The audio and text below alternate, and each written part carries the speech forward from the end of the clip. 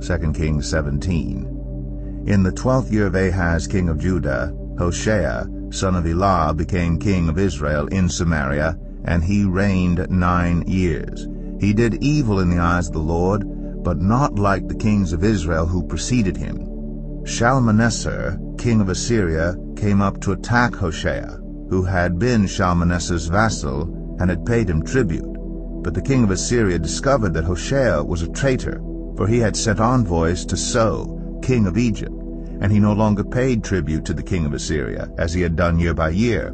Therefore Shalmaneser seized him and put him in prison. The king of Assyria invaded the entire land, marched against Samaria, and laid siege to it for 3 years. In the 9th year of Hoshea, the king of Assyria captured Samaria and deported the Israelites to Assyria. He settled them in Halah, in Gozan, on the Habor River, and in the towns of the Medes. All this took place because the Israelites had sinned against the Lord their God, who had brought them up out of Egypt from under the power of Pharaoh, king of Egypt. They worshipped other gods, and followed the practices of the nations the Lord had driven out before them, as well as the practices that the kings of Israel had introduced. The Israelites secretly did things against the Lord their God that were not right. From watchtower to fortified city, they built themselves high places in all their towns. They set up sacred stones and Asherah poles on every high hill and under every spreading tree. At every high place they burned incense, as the nations whom the Lord had driven out before them had done. They did wicked things that aroused the Lord's anger. They worshipped idols, though the Lord had said, "You shall not do this." The Lord warned Israel and Judah through all his prophets and seers, "Turn from your evil ways. Observe my commands and decrees in accordance with the entire law that I commanded your ancestors to obey, and that I delivered to you through my servants the prophets." But they would not listen, and were as stiff-necked as their ancestors, who did not trust in the Lord their God. They rejected his decrees and the covenant he had made with their ancestors, and the statutes he had warned them to keep. They followed worthless idols, and themselves became worthless. They imitated the nations around them, although the Lord had ordered them, "Do not do as they do." They forsook all the commands of the Lord their God, and made for themselves 2 idols cast in the shape of calves, and an Asherah pole. They bowed down to all the starry hosts, and they worshipped Baal. They sacrificed their sons and daughters in the fire. They practiced divination and sought omens, and sold themselves to do evil in the eyes of the Lord, arousing his anger. So the Lord was very angry with Israel, and removed them from his presence. Only the tribe of Judah was left, and even Judah did not keep the commands of the Lord their God.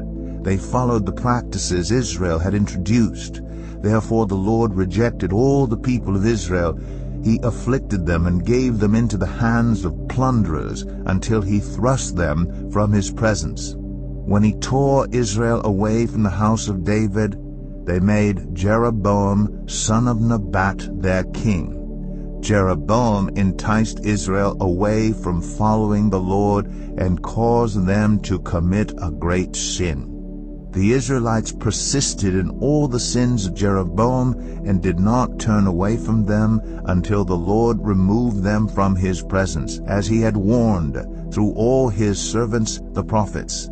So the people of Israel were taken from their homeland into exile in Assyria, and they are still there. The king of Assyria brought people from Babylon, Cutha, Ava, Hamath, and Sepharvaim, and settled them in the towns of Samaria to replace the Israelites. They took over Samaria and lived in its towns. When they first lived there, they did not worship the Lord, so he sent lions among them, and they killed some of the people. It was reported to the king of Assyria, "The people you deported and resettled in the towns of Samaria do not know what the God of that country requires. He has sent lions among them, which are killing them off because the people do not know what he requires."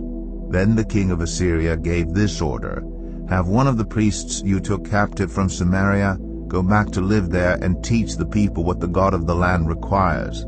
So one of the priests who had been exiled from Samaria came to live in Bethel and taught them how to worship the Lord.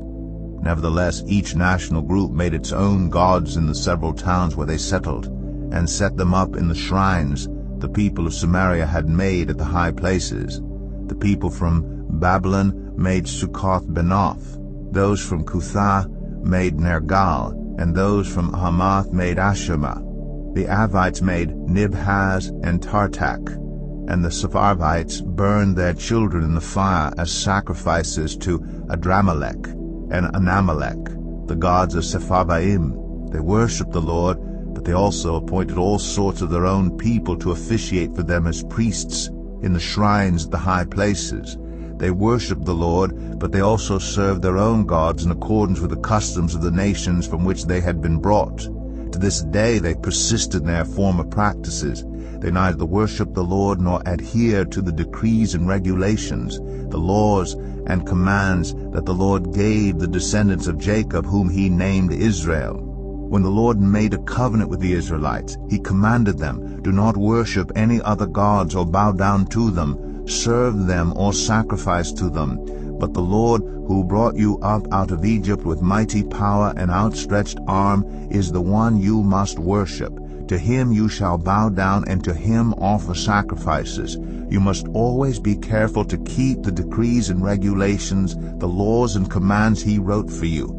Do not worship other gods. Do not forget the covenant I have made with you.